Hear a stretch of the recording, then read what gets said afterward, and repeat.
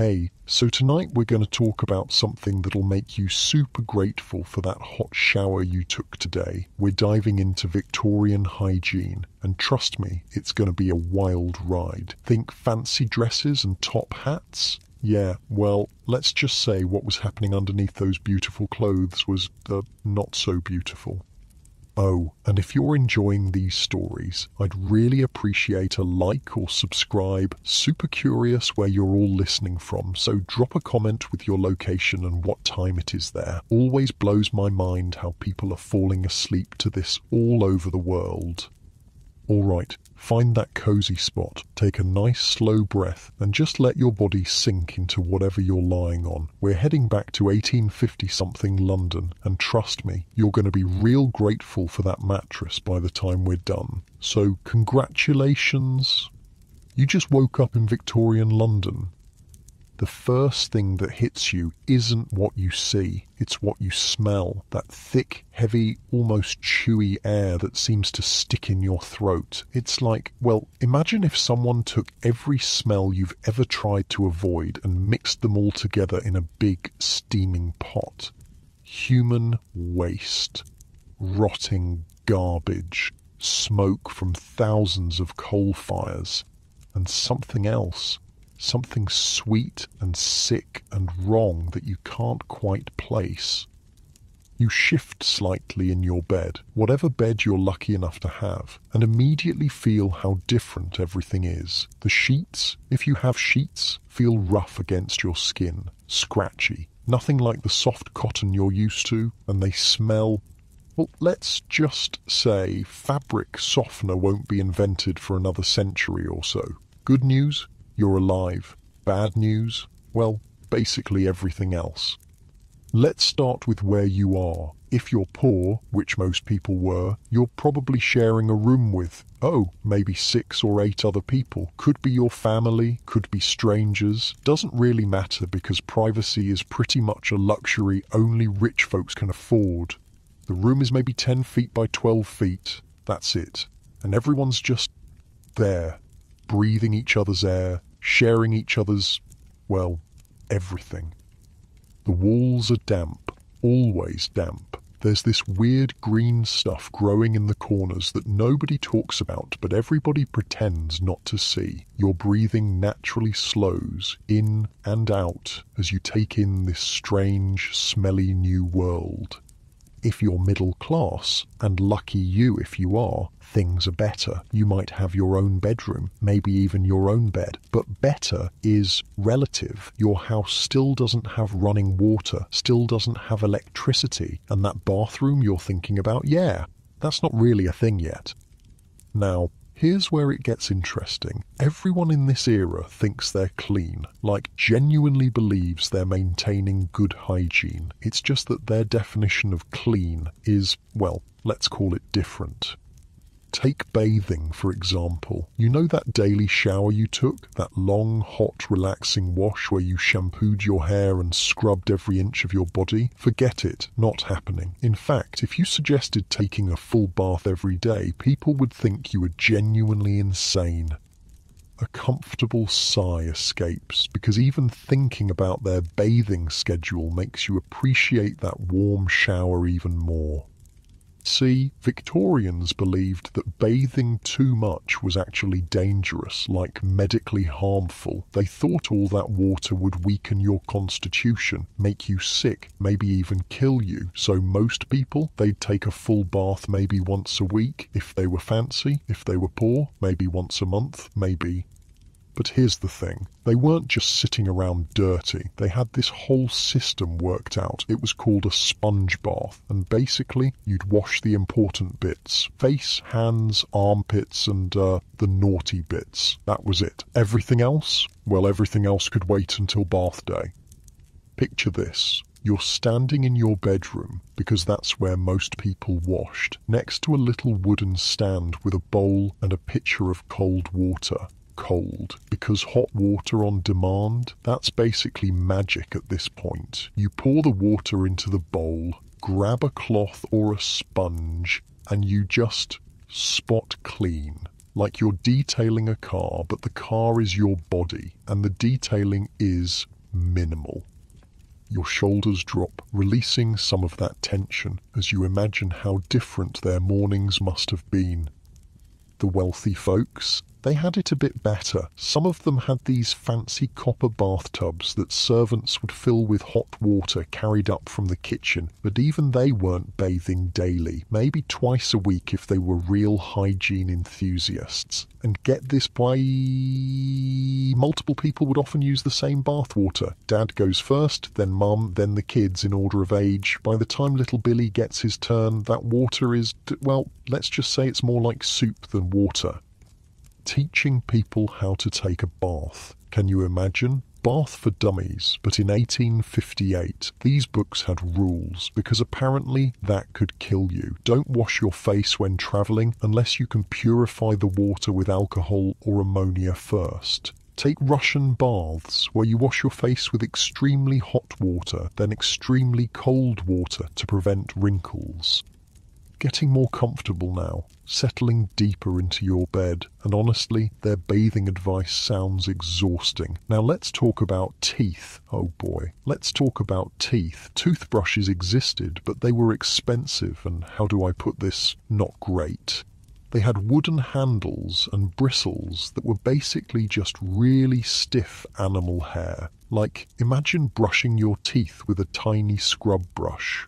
One that costs about as much as you'd spend on groceries for a week.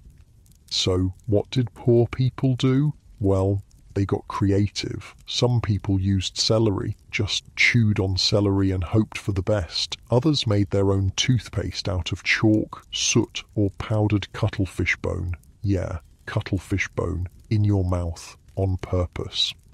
And if you had a toothache, well, good luck with that. Most places didn't have dentists. Instead, you'd go to your local barber or blacksmith. The same guy who cuts hair and shoes horses is now going to poke around in your mouth with whatever tools he's got handy. No anesthesia. No proper training. Just hope for the best and try not to scream too loud. A yawn escapes, and you're suddenly very grateful for modern dentistry. Hair washing was its own adventure. Remember, no shampoo. So what did people use? Well, eggs. Women would crack eggs over their heads and work the yolks into their hair like they were making breakfast on their scalp. Then they'd rinse it out with pitchers of water. The smell must have been interesting. Other popular options included vinegar mixed with water, black tea, rum, or rosemary. Basically, if it was in the kitchen and liquid, someone probably tried washing their hair with it. The wealthy had access to fancier concoctions, but even they were basically making their own shampoo out of whatever was lying around. And here's the kicker. They only washed their hair maybe once a month. Maybe. Women's hair was considered their crowning glory, so they'd pile it up in elaborate styles and leave it that way for weeks. They'd add oils and pomades to keep it healthy, but, well, those oils would go rancid after a while, so their beautiful hair would smell like rancid fat. Lovely. You shift slightly, finding a more comfortable position as you think about how different their daily routines must have been.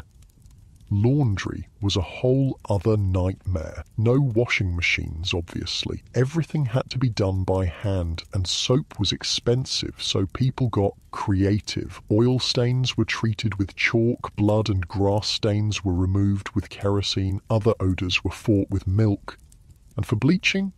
Well, they'd soak their clothes in urine, human urine, because urine contains ammonia, which is actually a pretty good cleaning agent. But still, urine.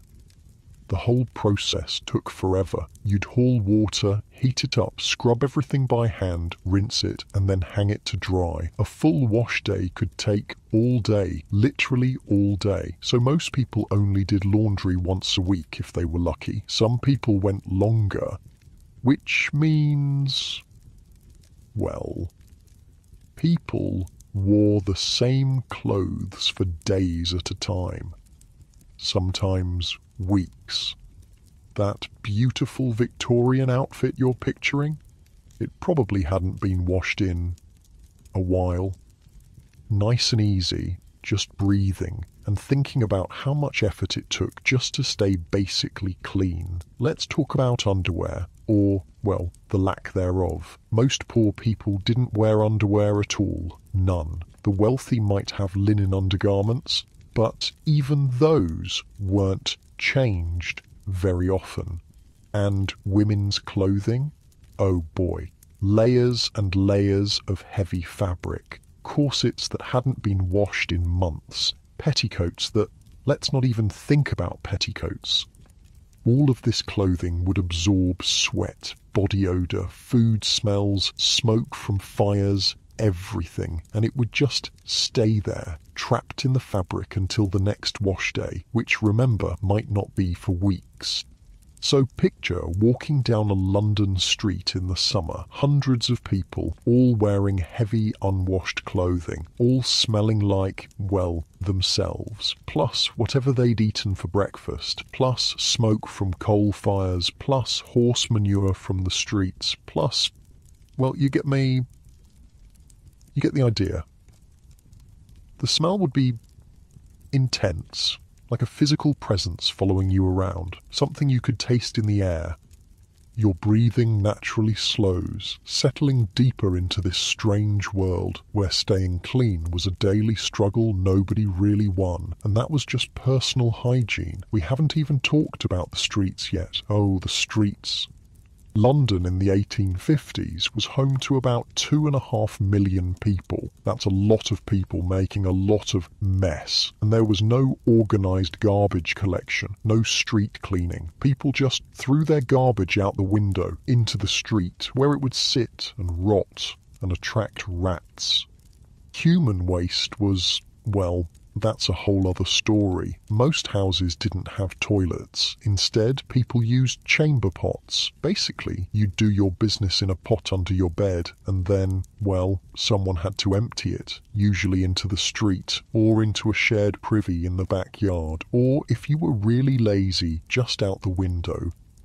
There were people called night soil men who would come around and empty the cesspools and privies, but they only worked at night because the job was considered too disgusting for daylight hours. And where did all that waste go? Well, mostly into the Thames, London's main river, the same river people got their drinking water from. Yeah, think about that for a minute. You settle deeper into your bed, muscles relaxing, as you try to imagine living in a world where the river you drink from is also the place everyone dumps their sewage. The horses made it worse. London ran on horsepower, thousands and thousands of horses pulling carriages, delivery wagons, omnibuses, and horses poop a lot. It was estimated that a single horse produced about 35 pounds of manure per day. Multiply that by thousands of horses and, well, you do the math. All of this waste would pile up in the streets. When it rained, it would wash around, creating these, let's call them rivers of nastiness. When it was dry, it would bake in the sun and create clouds of dust. Dust that was, well, let's just say you didn't want to breathe it. And yet, people did breathe it. Every day they walked through it, they lived with it, they thought it was normal because, well, everyone smelled the same. When everyone's environment is gross, gross becomes normal. That's it, getting more comfortable. Your muscles melting into the mattress as you think about how lucky you are to live in a time with soap and running water and actual garbage collection. The thing is, Victorians weren't stupid. They knew things were unpleasant. They just didn't really understand why people kept getting sick. They had this theory called miasma theory that basically said diseases were caused by bad air, bad smells. They thought if you could smell something foul, it could make you sick. Which, I mean, they weren't completely wrong. Bad smells usually meant bad sanitation, and bad sanitation definitely led to disease, but they thought the smell itself was the problem, not the underlying conditions causing the smell. So their solution was perfume. Lots and lots of perfume. Instead of fixing the source of the smell, they just tried to cover it up. Rich people would douse themselves in expensive fragrances. Poor people would use whatever they could find, maybe some cheap cologne or flowers or herbs. But here's the thing about trying to cover up the smell of unwashed bodies, unwashed clothes, and sewage-filled streets with perfume. It doesn't really work. It just creates this weird, sickly sweet combination that's somehow worse than the original smell. Imagine vanilla air freshener mixed with, well, a porta potty. That's basically what wealthy Victorians smelled like. A comfortable sigh escapes, and you're so grateful for modern understanding of hygiene and disease. Women had it particularly rough. Their clothing was even more complicated than men's. Layers and layers of heavy fabric, corsets that made breathing difficult, long skirts that dragged on the ground, picking up everything, and they were expected to look perfect at all times. Makeup existed, but it was dangerous. Face powder often contained lead, rouge contained mercury, and since people didn't understand what these chemicals could do to the human body, well, many Victorian women were literally poisoning themselves in the name of beauty. Hair dye was even worse. There was this popular product called Hall's Hair Renewer that promised to hide grey hair and restore youthful colour. The secret ingredient? Lead. People were rubbing lead directly into their scalps, wondering why they felt sick all the time. Your shoulders drop, releasing tension, as you think about how much we've learned about chemistry and safety.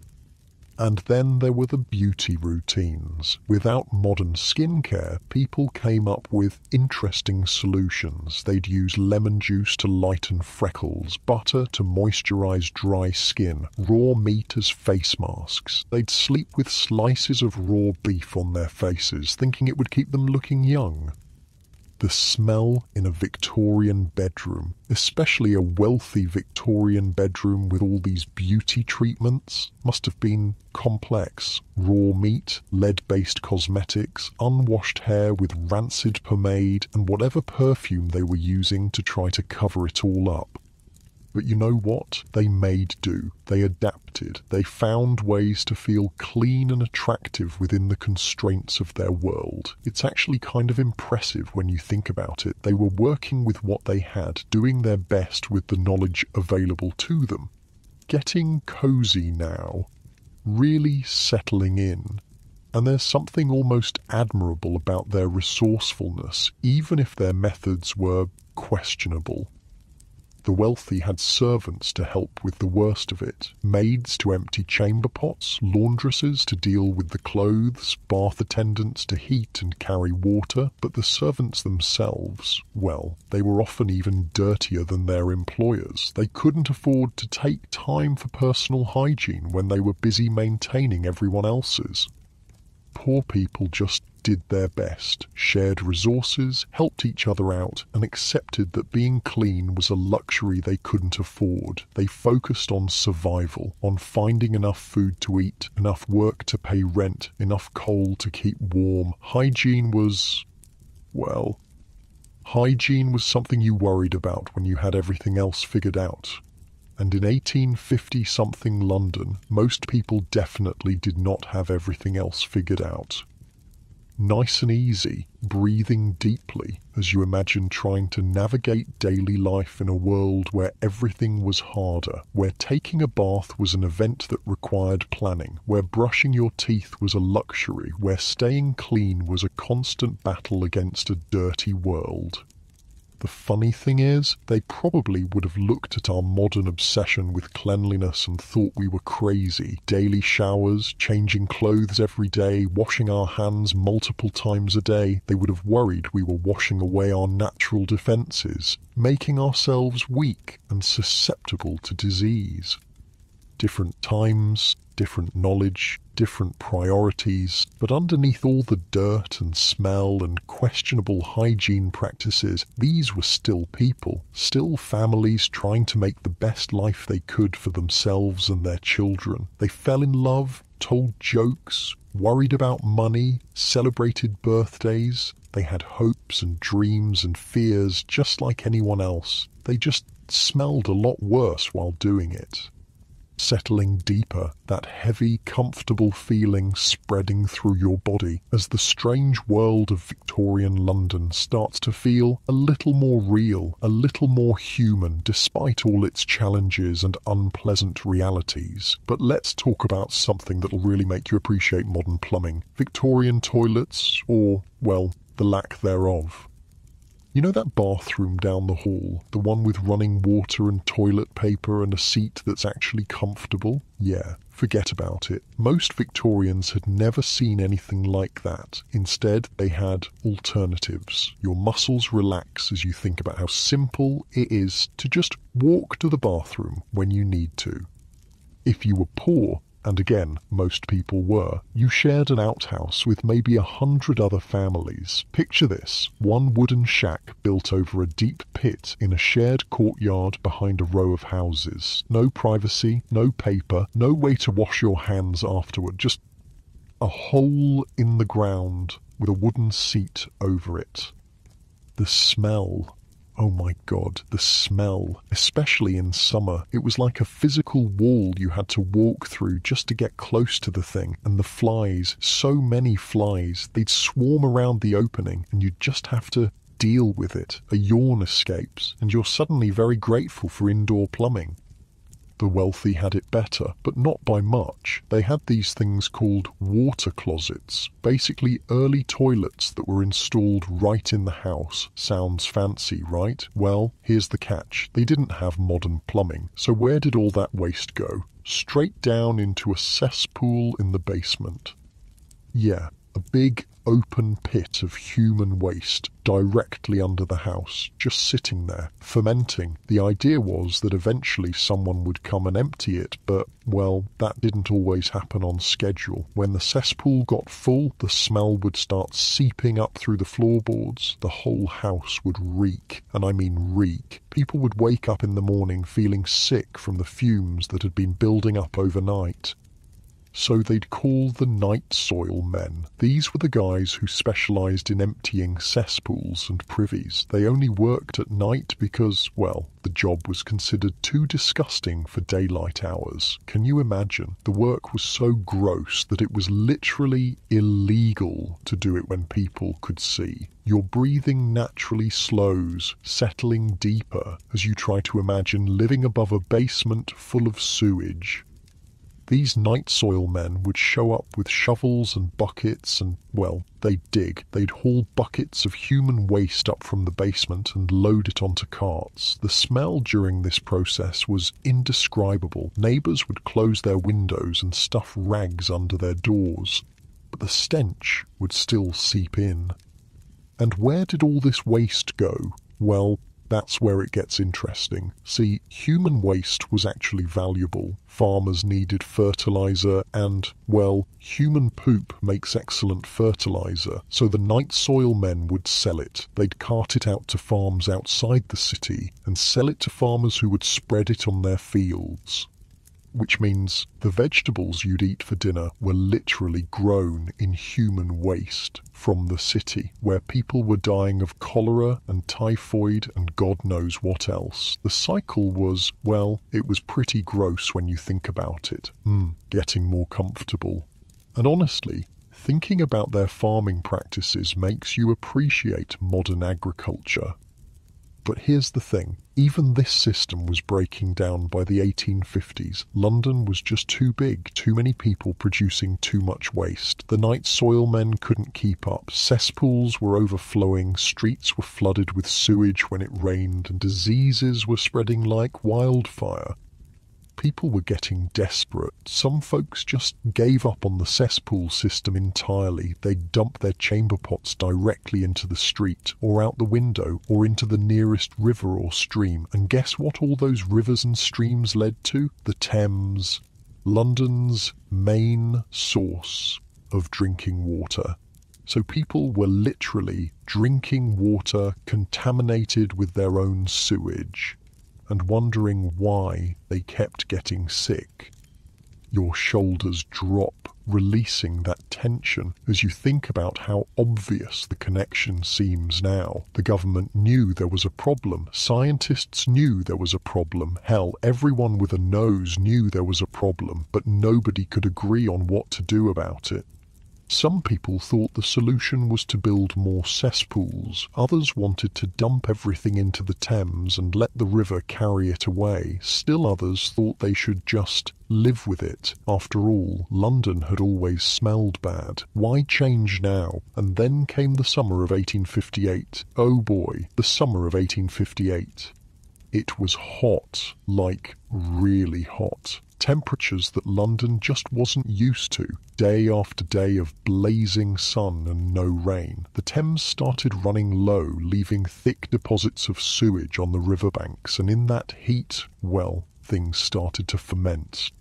The smell was beyond description. Imagine every gross smell you've ever encountered, multiply it by 1,000, and then imagine having to breathe it 24 hours a day. People were vomiting just from walking near the river. Families were abandoning their homes if they lived too close to the Thames. A comfortable sigh escapes, and you're so thankful for modern waste management.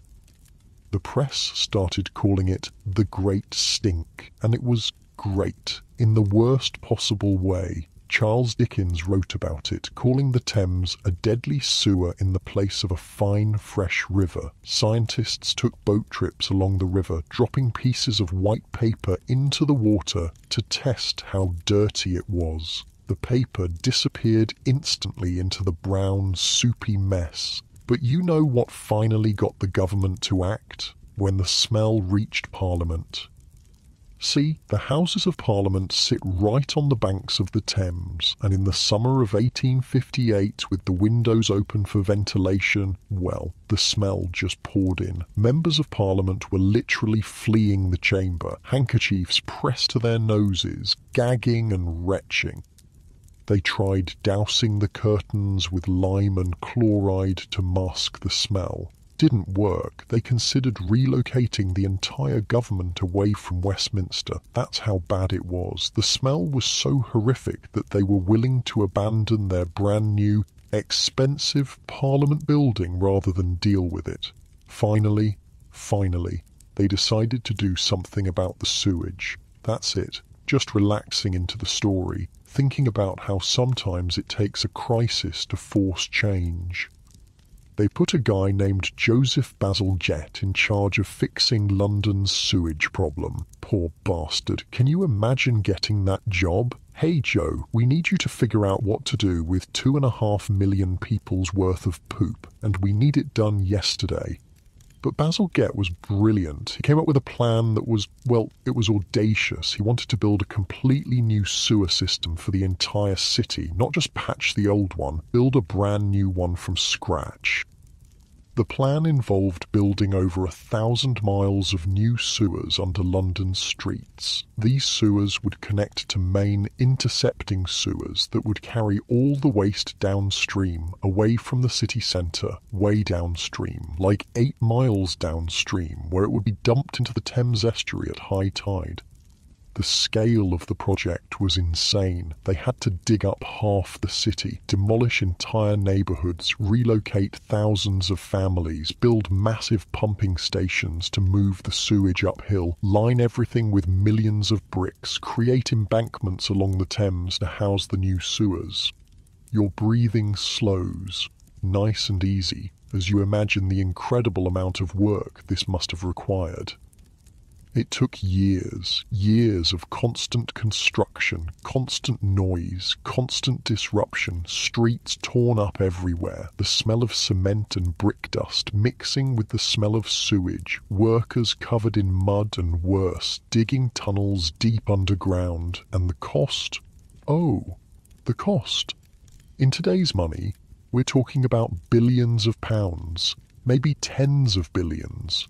The government had to raise taxes, issue bonds, borrow money from banks.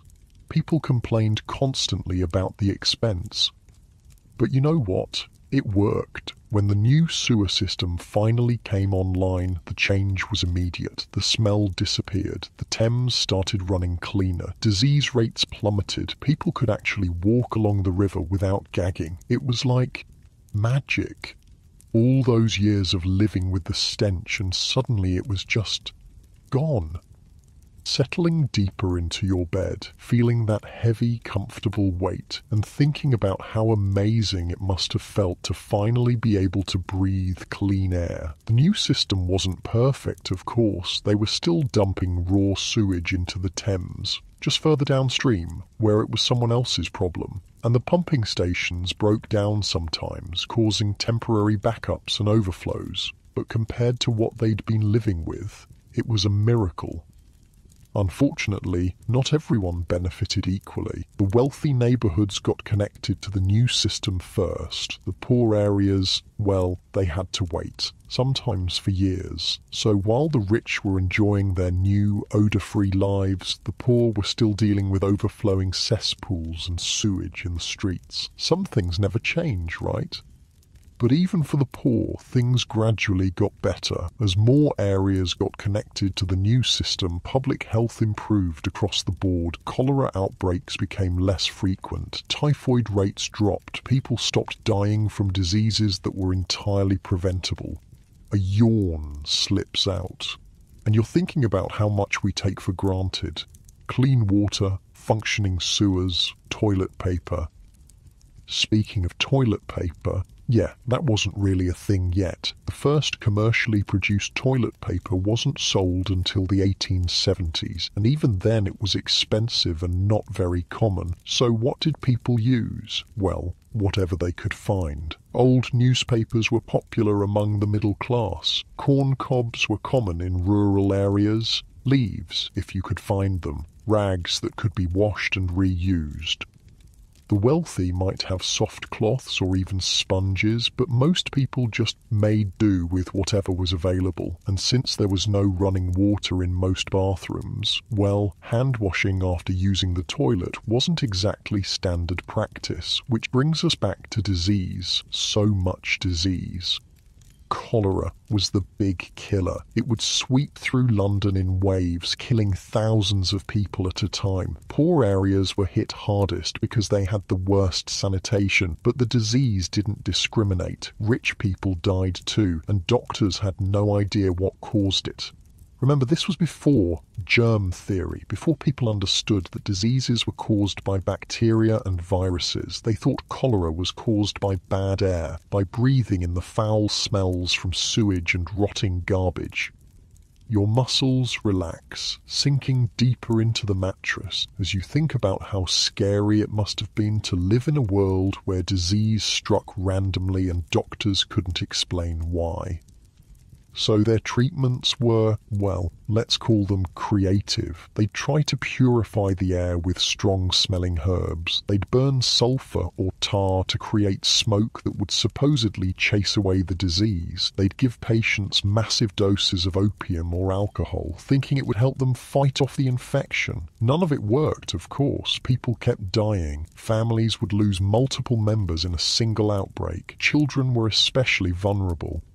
And through it all, the sewage kept flowing into the Thames, the same river people were drinking from. There was this one doctor, John Snow, who figured out the connection between contaminated water and cholera. He proved that people were getting sick from drinking sewage-contaminated water, not from breathing bad air. But nobody believed him. The medical establishment thought he was crazy.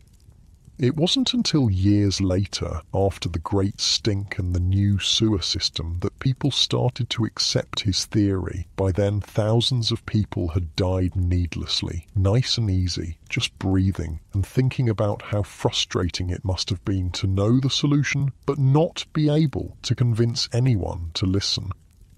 Even after the sewers were built, old habits died hard. People were so used to dumping waste wherever was convenient that they kept doing it. Chamber pots still went out windows, garbage still got thrown into the street, factory waste still flowed into rivers. It took a generation for people to really change their behaviour, to understand that where you put your waste actually mattered, that rivers weren't just convenient dumps, they were water sources that other people depended on. The new sewer system helped, but it wasn't a complete solution. It was more like a really good start, a foundation that future generations could build on, and build on it they did. Over the decades that followed, London kept improving its sanitation systems. They added treatment plants, they built better pumps, they connected more neighbourhoods, they started regulating what factories could dump into the sewers. Slowly, very slowly, London transformed from one of the dirtiest cities in the world to one of the cleanest. Your breathing naturally deepens, settling into that warm, heavy feeling as you think about the incredible transformation that happened over just a few decades. The irony is that all this infrastructure, the sewers, the treatment plants, the regulations, it's basically invisible to most people. You turn on a tap and clean water comes out. You flush a toilet and waste disappears. You walk down the street and it doesn't smell like an open sewer. We don't think about it because it works so well, because people like Basil Gett did their job so thoroughly that we can just take it for granted.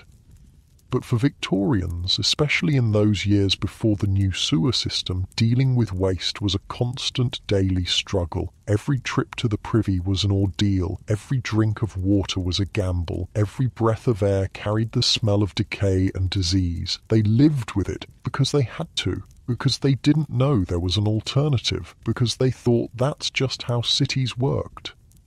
Getting more comfortable, muscles melting into the bed, and feeling so grateful for all the invisible infrastructure that makes modern life possible. Even their clothes reflected the reality of living in a dirty world. Dark colours were popular because they hid stains better.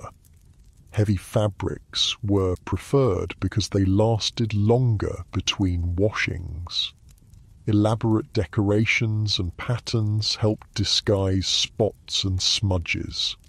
Fashion wasn't just about looking good, it was about looking good in a world where staying clean was nearly impossible. Women's long skirts weren't just fashionable, they were practical. They hid dirty shoes and stockings. They swept along the ground, picking up mud and refuse. But that was better than having your legs exposed to all the filth in the streets. Men's dark suits served the same purpose. Coal dust, horse manure, sewage splashback, it all blended into dark wool. A gentleman could walk through the streets of London and still look relatively presentable when he arrived at his destination. That's it, nice and relaxed, thinking about how every aspect of their lives was shaped by the reality of living in a dirty world. And yet, they persevered. They found ways to be happy, to celebrate, to find beauty in their world despite all its challenges. They fell in love and got married and raised families. They wrote poetry and painted pictures and composed music. They were human beings living human lives, just with a lot more sewage involved. The transformation that happened during the Victorian era, from the chaos of the early 1800s to the relative cleanliness of the early 1900s, represents one of the greatest improvements in public health in human history. It saved millions of lives. It made modern urban life possible. It showed that with enough political will and engineering skill, even the most overwhelming problems could be solved.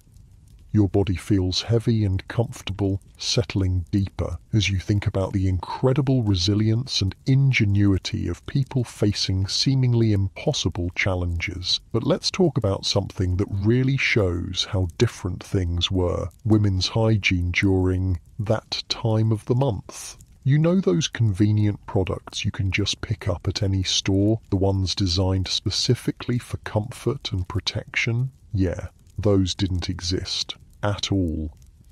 Your muscles soften as you think about how much easier modern life is, even for the most basic biological functions. Victorian women had to get creative, and by creative, I mean they had to figure out how to deal with their periods using whatever they could find around the house.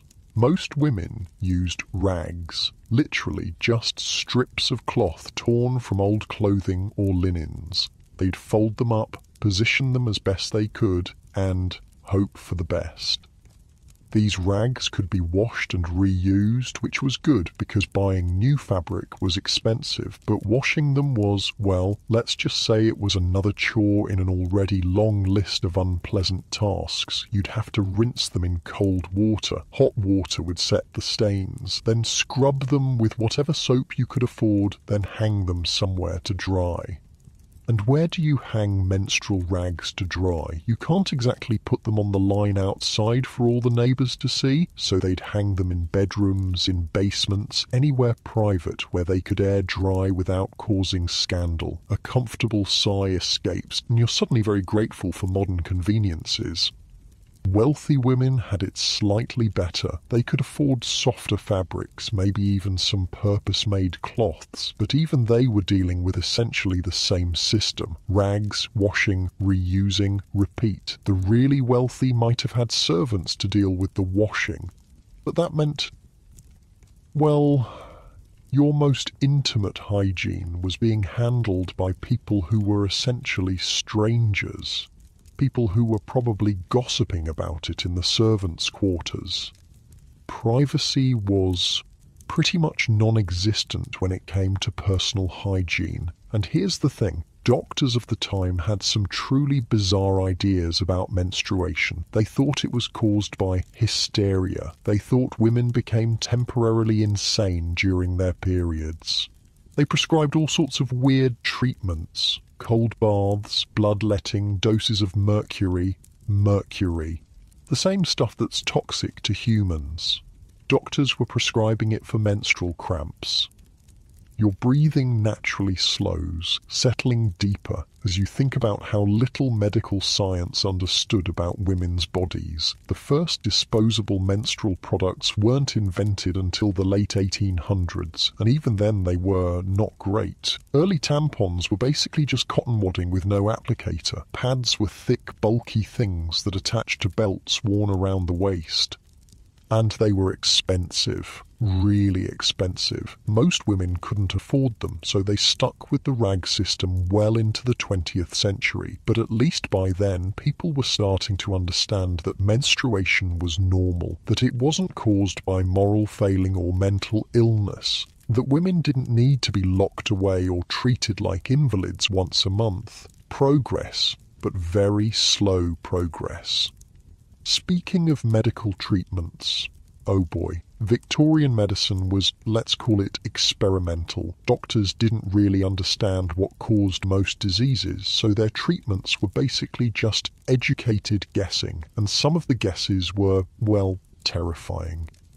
Take bloodletting, for example. Doctors thought that most illnesses were caused by having too much blood, so their solution was to drain some out. They'd use leeches or make cuts in your arms or use special cups to suck blood out through your skin. Feeling weak and dizzy?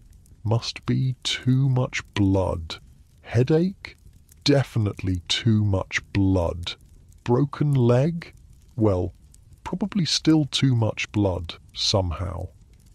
Nice and easy, just breathing and thinking about how scary it must have been to get sick in an era when the cure might be worse than the disease. Mercury was the wonder drug of the Victorian era. Doctors prescribed it for everything. Syphilis, depression, constipation, teething in babies. If you had a problem, mercury was probably going to be part of the solution.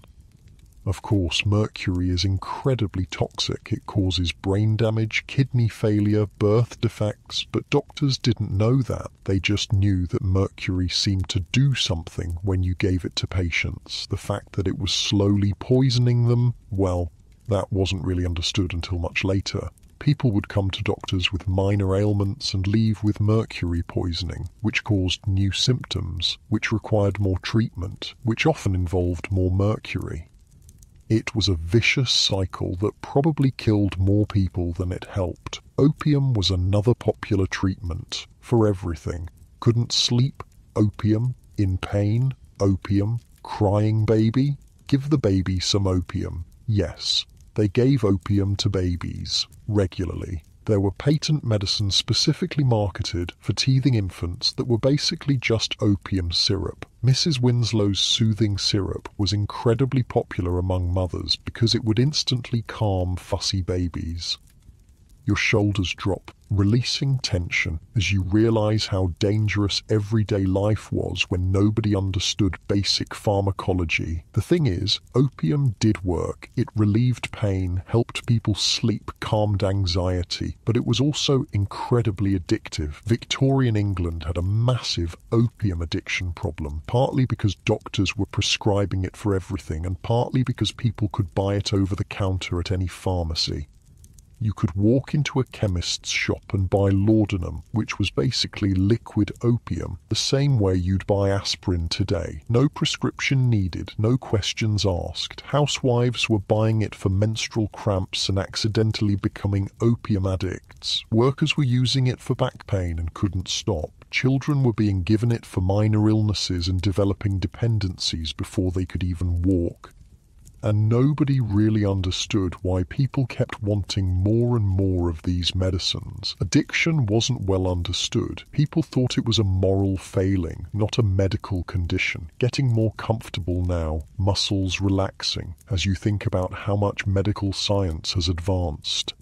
Surgery was basically a death sentence. There was no anesthesia until the very late Victorian period, and even then it was dangerous and unpredictable. Most surgical procedures were done with the patient fully conscious, held down by assistants while the surgeon worked as quickly as possible. Can you imagine having a tooth pulled or a limb amputated or a tumour removed while you're completely awake and feeling everything?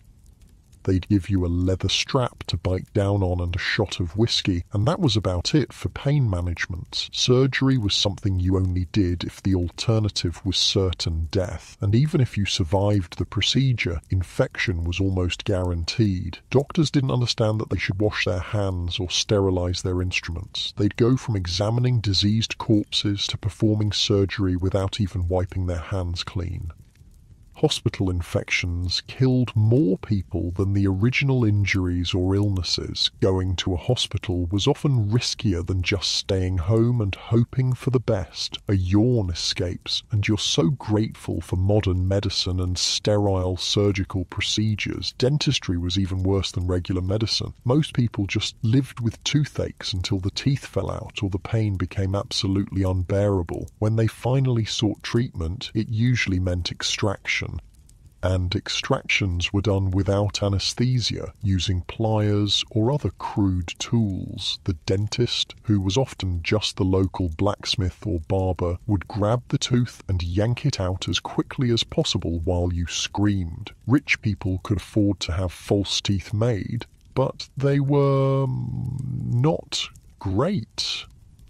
Early dentures were carved from wood, or made from the teeth of dead people, or even from animal teeth. They didn't fit well, they made eating difficult, and they rotted quickly. George Washington famously had multiple sets of dentures, and none of them worked very well. His last set was made from hippo teeth and gold wire. Can you imagine trying to eat with hippo teeth wired into your mouth? Most people just went without teeth. They'd eat soft foods, mumble when they talked, and look decades older than they actually were. Your breathing deepens, settling into the story, thinking about how much we take modern dental care for granted. But here's something interesting. Despite all these medical challenges, people still tried to look their best. Beauty standards existed, and people went to incredible lengths to meet them. Pale skin was fashionable because it showed you didn't have to work outside in the sun. So women would do everything possible to stay pale. They'd use parasols, wear long gloves, cover their faces with veils. And if natural paleness wasn't enough, they'd use makeup. Lead-based face powder was incredibly popular because it created a perfectly white, smooth complexion. The fact that lead causes brain damage and death, well, that wasn't really understood. Women would literally poison themselves daily for the sake of fashion. Rouge was made with mercury or other toxic substances. Lipstick contained lead. Eyeliner was made with antimony, which could cause blindness. Getting ready for a fancy party meant covering yourself in toxic metals and hoping you didn't get sick before the evening was over. That's it, nice and relaxed, muscles melting into the mattress as you think about the irony of people trying to look healthy while slowly poisoning themselves. Hairstyling was another adventure. Without modern products, women had to get creative. They'd use sugar water to create hold or beer to add body and shine. They'd sleep with their hair wrapped around rags or sticks to create curls. And they'd rarely wash it. Remember, hair washing was a monthly event at best, so all these styling products would just accumulate, layer after layer of sugar, beer, pomade, powder, all building up over weeks until it formed a kind of helmet around their heads. The smell must have been complex, sweet and sour and rancid all at the same time. Wealthy women might have elaborate wigs instead of styling their natural hair. These wigs were, well, they were works of art, towering structures with feathers and jewels and even miniature ships or gardens built into them. But wigs had their own problems. They were hot and heavy. They attracted lice and other insects. And they were expensive to maintain. You had to take them to a specialist to be cleaned and restyled. Plus, if you wore the same wig for weeks at a time, well, your scalp underneath wasn't getting much air or cleaning. Scalp infections were common among fashionable women. Your body feels heavy and comfortable, settling deeper as you imagine the discomfort of wearing a massive, insect-infested wig just to look fashionable. Men had their own grooming challenges. Shaving was done with straight razors, basically just very sharp knives. No safety features, no electric razors, just you, a blade that could easily slice your throat open and whatever skill you'd managed to develop. Most men went to barbers for shaving, but that meant sharing razors with dozens of other men, razors that weren't sterilized between customers, so you could go in for a shave and come out with someone else's skin disease. Wealthy men might have had their own personal razors, but even then, keeping them sharp and clean was a constant challenge, and moustaches and beards were popular, partly because they were easier to maintain than being clean-shaven. You could trim them occasionally and otherwise just let them grow, much safer than daily shaving with a straight razor. The downside was that facial hair trapped food, tobacco, dust and all the other debris floating around Victorian air. Men's moustaches were basically filters for all the gross stuff in the environment. A comfortable sigh escapes, and you're thinking about how much simpler and safer modern grooming is. Public baths were starting to become popular in some areas, which was a huge improvement for people who didn't have bathing facilities at home. These were essentially large pools where multiple people would bathe at the same time, but, well, they came with their own set of problems. The water wasn't changed very often. People with all sorts of diseases and skin conditions would use the same pools, and there was no filtration or chemical treatment to kill bacteria. So while public baths were cleaner than not bathing at all, they were also excellent places to catch whatever diseases other bathers might be carrying. Still, they were popular because for many people it was the only chance they had for a real full-body wash. Workers would save up their pennies to afford a visit to the public baths once a week or once a month. The experience was social. People would chat, gossip, conduct business. It was like a community centre that happened to involve being naked in dirty water with strangers, nice and easy, just breathing and thinking about how different social norms were when privacy was such a luxury. Despite all these challenges, people found ways to feel good about themselves. They developed their own standards of cleanliness within the constraints of their world. They took pride in having clean hands and faces, even if the rest of them wasn't so fresh. They valued nice clothing, good grooming, pleasant breath. They used what resources they had to present themselves as well as possible. And they adapted. They became accustomed to smells that would horrify us today. They developed tolerance for discomfort that seems incredible by modern standards. In a way, it's impressive. These people were incredibly resilient. They lived full, rich lives despite conditions that we would consider intolerable. Your muscles continue to relax, sinking deeper into comfort as you think about human adaptability and resilience. Children grew up in this environment and thought it was normal. They played in streets filled with garbage and sewage. They helped their families with laundry and chamber pots and all the unglamorous tasks of daily survival. And they still found ways to be children, to play games, tell stories, laugh with their friends. They adapted to their world just like children always do. The wealthy tried to shield their children from the worst of it, but even rich kids lived in a world without antibiotics, without vaccines, without basic understanding of hygiene and disease prevention. Childhood mortality was heartbreakingly high. Families would have many children knowing that only some of them would survive to adulthood. Parents couldn't protect their children from diseases they didn't understand.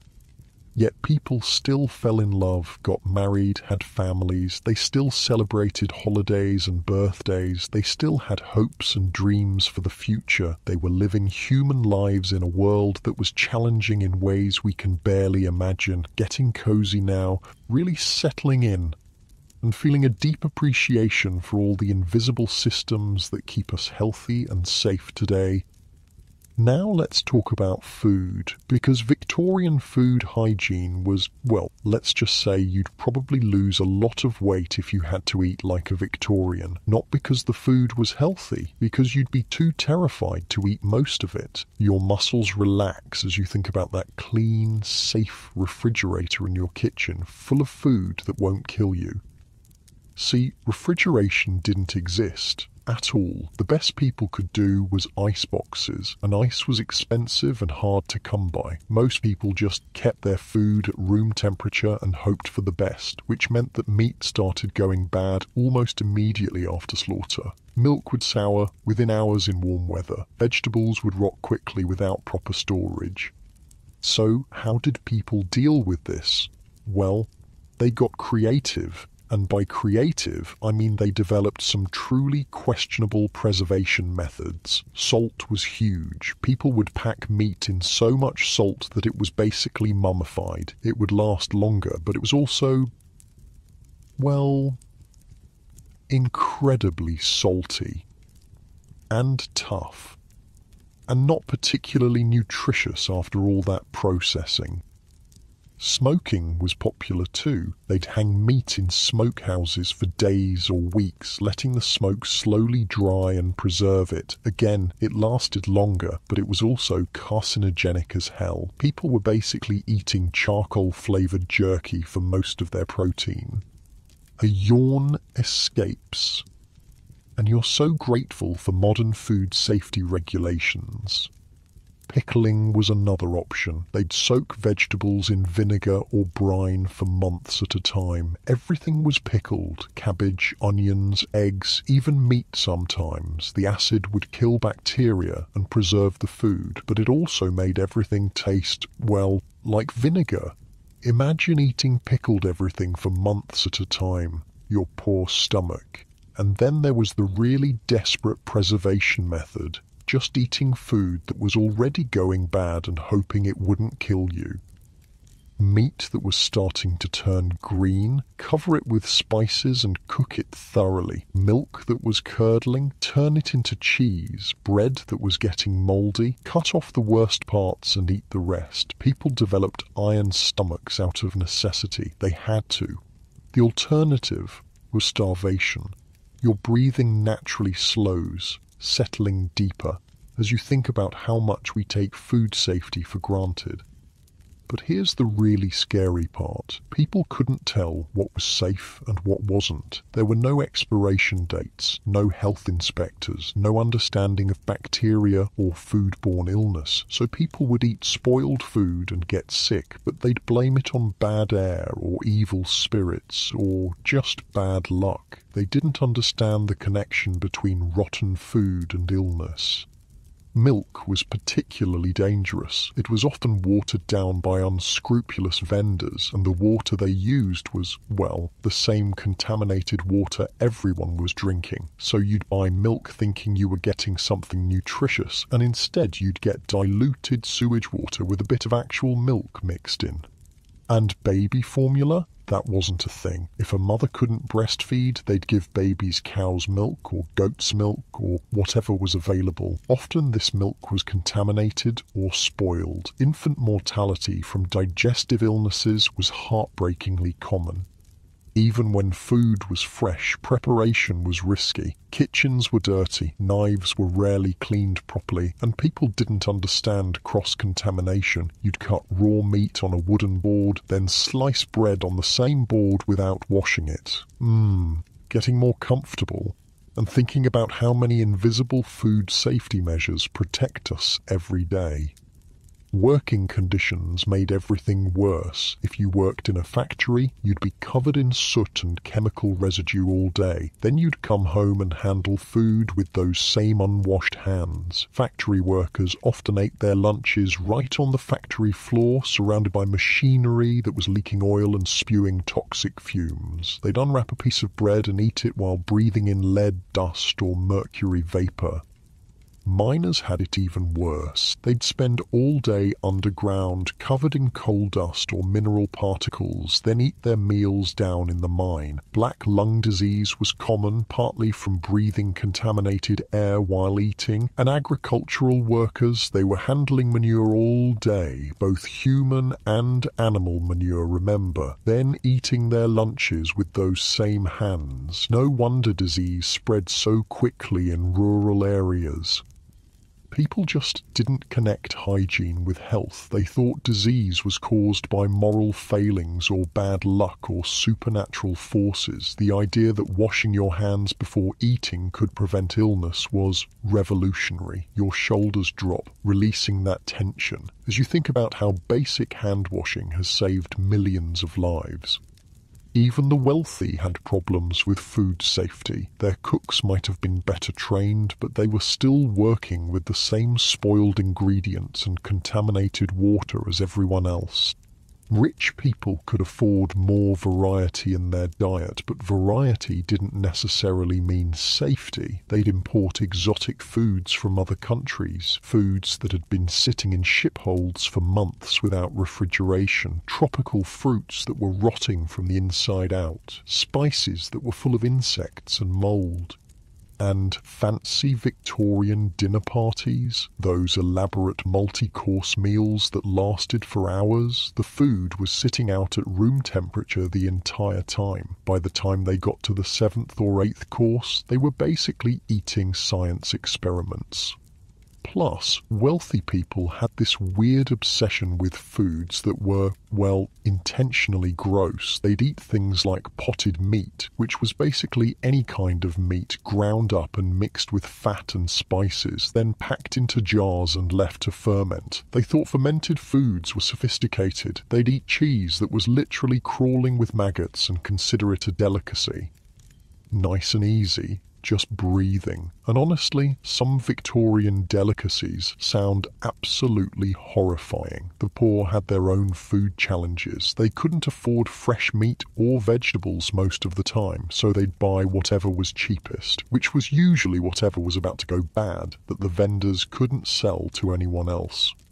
There were markets specifically for second-hand food, meat that was starting to turn, produce that was bruised or rotting, dairy products that were past their prime. Poor people would shop these markets because it was all they could afford. And street vendors? Oh boy, street vendors would sell food that had been sitting out in the sun all day, covered in flies and dust and God knows what else. Meat pies made from mystery meat, milk that had been sitting in dirty containers, bread that was more sawdust than flour. But people were hungry, and hungry people eat whatever they can get. A comfortable sigh escapes, and you're thinking about how food insecurity makes every choice a gamble. Alcohol was often safer than water, which led to some interesting dietary habits. People would drink beer or wine with every meal, including children. It wasn't that they were trying to get drunk. It was that fermented beverages were less likely to make you sick than contaminated water.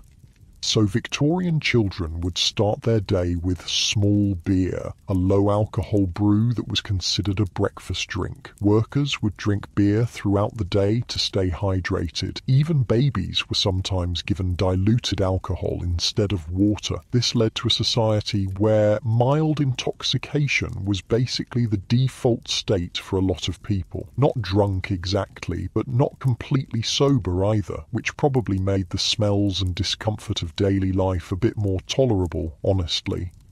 The spice trade existed partly because spices helped mask the taste of spoiled food. If your meat was going bad, you'd load it up with pepper and cinnamon and hope for the best. Strong flavours covered up the taste of decay. That's why Victorian cooking was so heavily spiced compared to earlier periods. It wasn't just about flavour, it was about survival.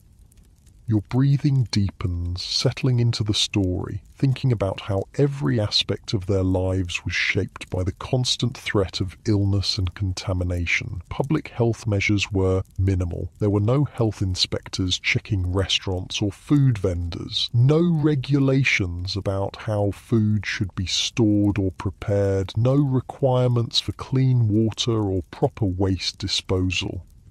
If you got sick from eating contaminated food, that was just life, bad luck, something to endure and hope you survived. The first food safety laws weren't passed until the very end of the Victorian era, and even then they were limited and poorly enforced. It took decades of lobbying by reformers and scientists to convince governments that regulating food safety was actually important. Before that, it was basically buyer beware. If a vendor wanted to sell you rotten meat covered in flies, that was perfectly legal. If a baker wanted to mix sawdust into his bread to make it cheaper, no problem. Fraud was rampant in the food industry. Milk was watered down, beer was diluted, bread was mixed with chalk or alum to make it look whiter. People were paying for food and getting, well, not food.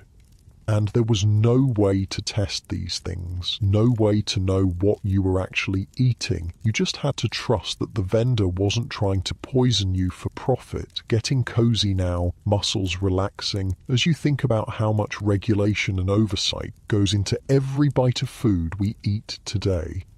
The wealthy tried to protect themselves by hiring food tasters or buying from trusted vendors, but even that wasn't foolproof. Rich people got food poisoning too. They just had better access to medical care when it happened. Poor people often had no choice but to eat whatever they could afford, even if they suspected it might be contaminated. Better to risk getting sick than to definitely starve.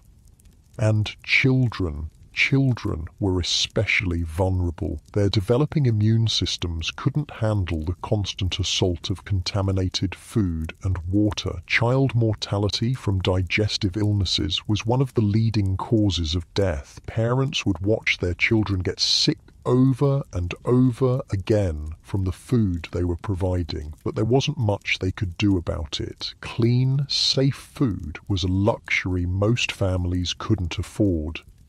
The gradual improvement in food safety over the late Victorian period probably saved more lives than any other single public health measure. When people could finally trust that their food wouldn't kill them, overall health improved dramatically. But it took decades of scientific research, political lobbying, and public pressure to make those changes happen. And even then, improvements came slowly and unevenly.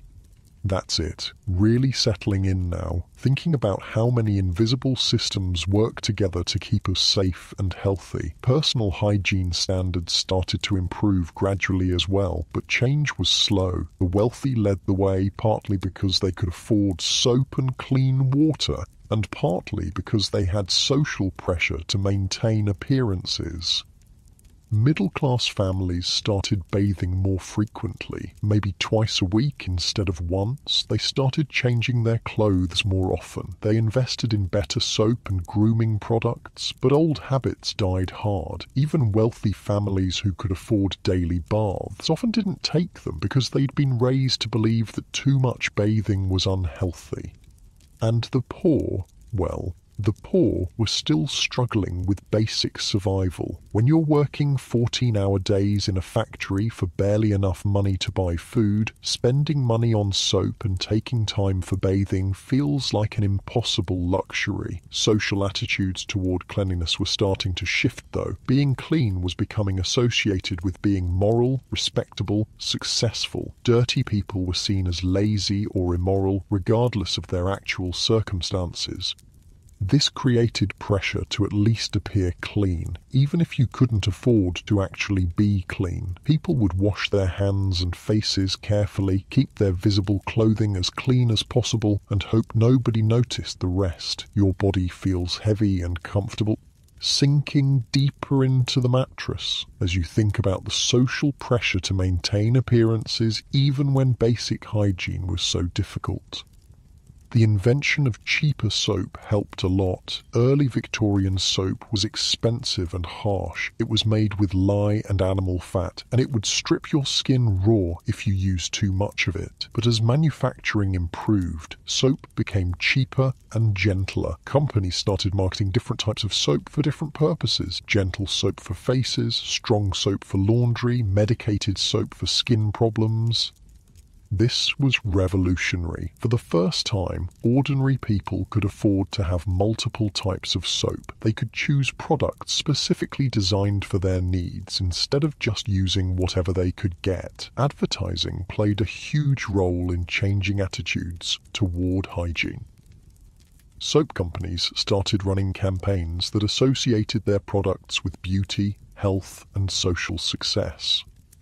They'd show before and after pictures of people who looked healthier and happier after using their soap. They'd create elaborate stories about the social benefits of being clean. These ads were often ridiculous by today's standards, but they were effective. They helped create a culture where being clean was seen as important, desirable, and achievable. Nice and easy. Just breathing, and thinking about how marketing helped shift entire cultural attitudes toward hygiene.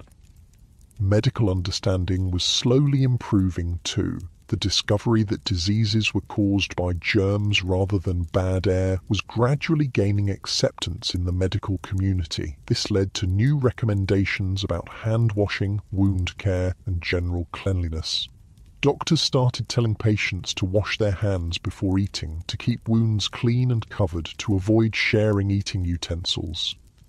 These recommendations seem obvious now, but at the time they were revolutionary. People had never connected personal hygiene with disease prevention. Hospitals started implementing basic sanitation measures. They began washing their instruments between patients, requiring doctors to wash their hands, isolating patients with contagious diseases. Death rates in hospitals dropped dramatically as these measures were implemented. It became clear that cleanliness really was connected to health, not just social status. Your muscles continue to melt into relaxation as you think about the incredible progress that happened once people understood the connection between cleanliness and health. Schools started teaching basic hygiene to children. They'd have lessons about washing hands, brushing teeth, keeping clothes clean. Children would bring these lessons home to their families, gradually spreading better hygiene practices throughout the community. This was especially important in poor areas where adults might not have access to health information, but children could learn it at school and share it with their families. Public health campaigns began promoting basic sanitation measures. Posters would show people how to wash their hands properly, how to dispose of waste safely, how to keep their homes clean. These campaigns were often funded by soap companies or other businesses that benefited from increased hygiene, but they still provided valuable public education. The message was simple but revolutionary. Being clean will keep you healthy. Taking care of your body is important. You have some control over whether you get sick. Settling deeper now, feeling that warm, heavy comfort as you think about how empowering it must have been to finally understand that you could take steps to protect your own health. You know what's amazing though? Despite all of these challenges, despite living in a world where basic cleanliness was a daily struggle, people still found ways to take pride in their appearance. They still fell in love, still got married, still raised families and celebrated holidays, and found moments of joy and beauty in their lives. Your breathing slows naturally, deeper and more relaxed, as you think about the incredible resilience of the human spirit. Victorian women would spend hours getting ready for special occasions, even with all the limitations they faced. They'd carefully wash their faces and hands with whatever soap they could afford. They'd brush their hair for what felt like forever, trying to work through weeks of accumulated oils and styling products. They'd put on their best dress, the one they'd been saving and carefully maintaining for months. They'd add whatever jewellery or accessories they owned. They'd dab a bit of perfume on their wrists, hoping it would last the evening. And you know what? They felt beautiful. They felt special. They felt ready to face the world. Because beauty, real beauty, isn't about having perfect hygiene or expensive products. It's about feeling good in your own skin, whatever that skin happens to smell like. The wealthy had more resources. Sure, they could afford better soaps, finer clothing, more elaborate beauty routines. But they were dealing with the same basic limitations as everyone else. No running water, no understanding of germs, no effective medicine. A comfortable sigh escapes, and you're thinking about how people have always found ways to feel good about themselves, regardless of their circumstances. Rich Victorian women would have servants to help them dress and do their hair, but those servants were often dirtier than their employers. The irony was that the people maintaining everyone else's cleanliness often had no time or resources to maintain their own. Maids would spend their days washing other people's clothes, cleaning other people's chamber pots, helping other people bathe, then go home to their own overcrowded, unsanitary living conditions. Butler and footman would polish silver and serve elaborate meals while wearing gloves to hide their own unwashed hands. They'd maintain perfect posture and impeccable manners while their own bodies were crying out for basic care. The class system meant that cleanliness became a marker of social status. If you could afford to be clean, you were obviously successful. If you were dirty, you were obviously poor and probably morally deficient too. This created enormous pressure on working class people to at least appear clean. Even when they couldn't afford to actually be clean, they'd wash their hands and faces obsessively, keep their visible clothing as neat as possible and hope nobody looked too closely. Your shoulders naturally drop, releasing that tension as you think about the unfairness of judging people's character based on things they couldn't control. But slowly, very slowly, things began to change. The Great Stink of 1858 was really the turning point. When the smell from the Thames became so bad that even Parliament couldn't function, the government finally had to act. Bazalgette's sewer system wasn't just about moving waste away from the city centre, it was about fundamentally changing how people thought about sanitation and public health. For the first time, people could see that human engineering could solve problems that had seemed unsolvable. That government action could actually improve people's daily lives in concrete, measurable ways. When the new sewers came online and the smell disappeared, it was like magic. People who had lived their entire lives breathing contaminated air suddenly found themselves able to walk along the Thames without gagging. Property values in previously undesirable areas shot up overnight. People started moving back to neighbourhoods they'd abandoned because of the smell. Businesses that had been struggling because customers wouldn't visit them suddenly found themselves thriving. Getting more comfortable, settling deeper into your bed as you imagine what it must have felt like to finally be able to breathe clean air. The psychological impact was enormous. People realised that they didn't have to just accept terrible living conditions. That change was possible, that their lives could actually get better.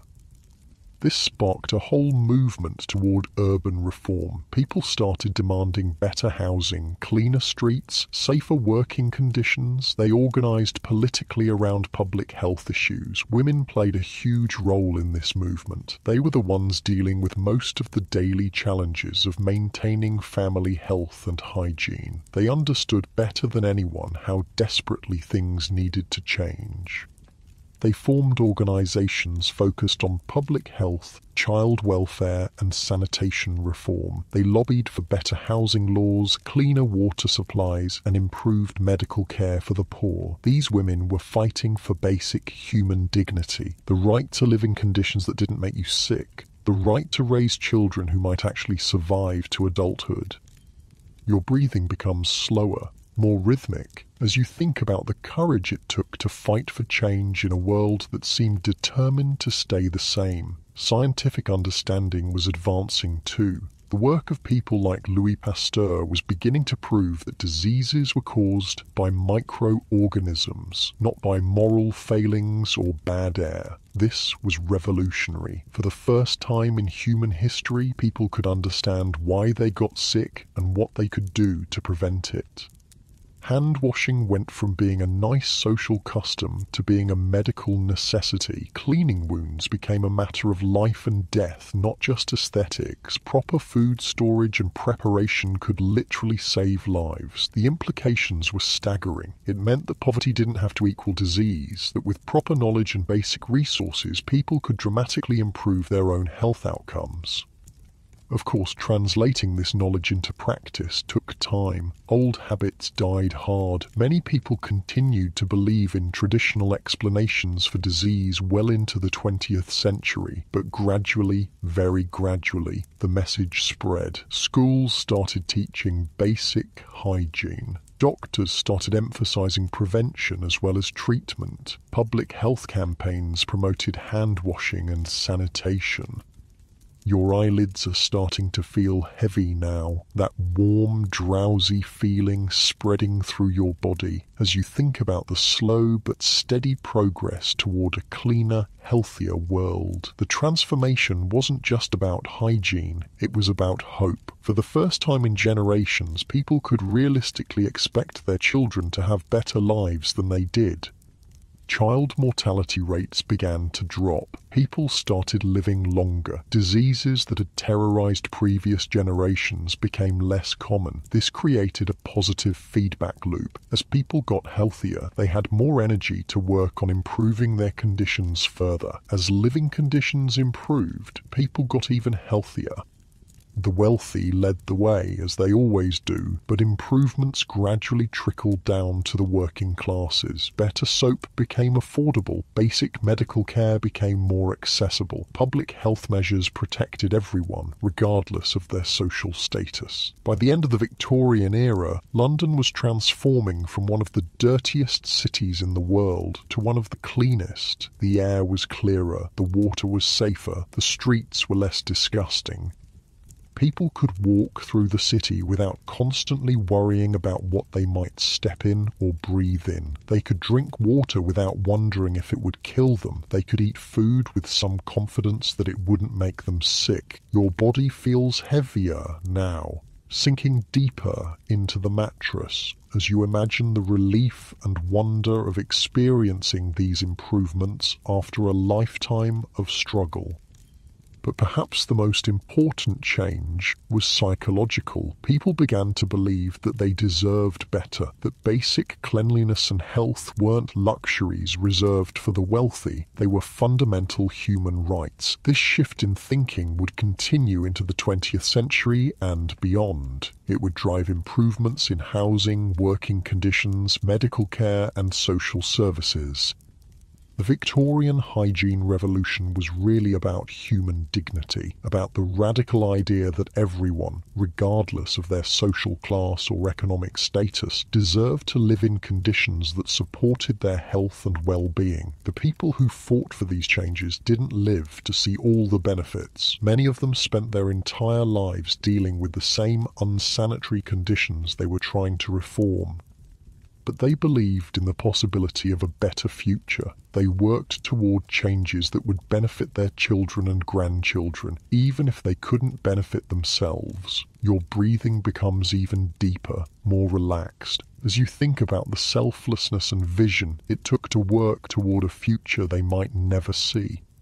There's something deeply moving about that, about people who were struggling just to survive, taking time and energy to advocate for improvements that might not help them personally. They understood that everyone's health was connected, that diseases didn't respect class boundaries, that improving conditions for the poorest people would ultimately benefit everyone. The Victorian era taught us that even the most overwhelming problems can be solved with enough determination, scientific understanding, and political will. The Great Stink seemed like an impossible crisis. How do you clean up centuries of accumulated waste from a city of millions of people? But they figured it out. They built infrastructure that's still working today. The cholera outbreaks seemed unstoppable. A mysterious disease that killed thousands of people with no warning, but they figured out the cause and developed prevention strategies that saved countless lives. Your eyelids are growing heavier now, that drowsy, comfortable feeling spreading through your entire body as you reflect on the incredible progress that's possible when people work together toward common goals.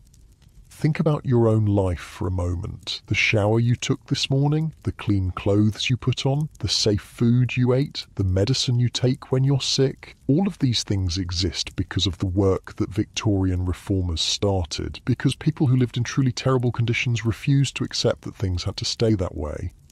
They couldn't have imagined the world we live in now. Antibiotics that can cure diseases that killed millions of people. Water treatment plants that provide clean drinking water to entire cities. Food safety regulations that prevent most of the illnesses they dealt with daily.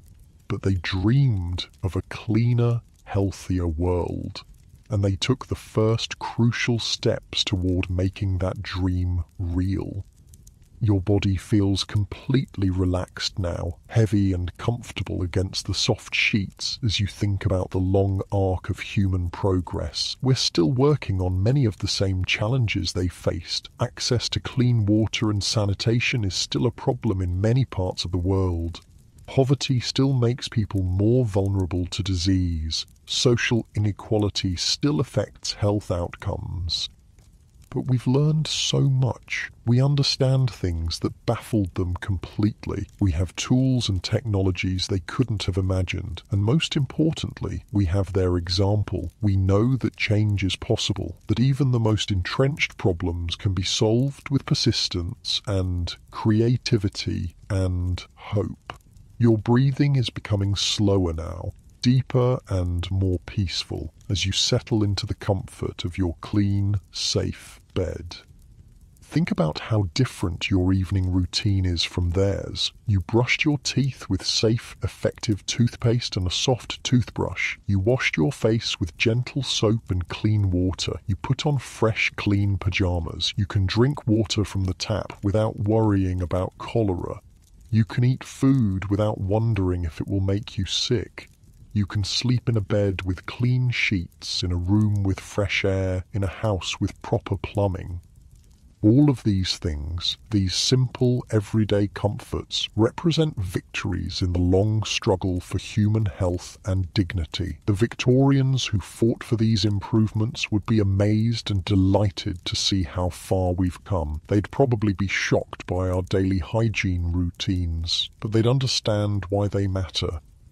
Your eyelids are feeling heavier and heavier, that peaceful, drowsy sensation flowing through your entire body as you appreciate all the invisible systems that keep you safe and healthy. You're lying in a clean bed, breathing clean air, in a warm room that doesn't smell like sewage or smoke or decay. Your body is clean and comfortable. Your stomach is full of safe, nutritious food. These are gifts that took generations to achieve, gifts that millions of people worked toward, often without seeing the benefits themselves. Tonight, as you drift off to sleep, you're the beneficiary of all their struggles and dreams and hard work. Your breathing is becoming slower and more rhythmic, in and out, as your body naturally prepares for rest. Let your muscles relax completely, starting with your toes, your feet, your legs, just letting go of any remaining tension.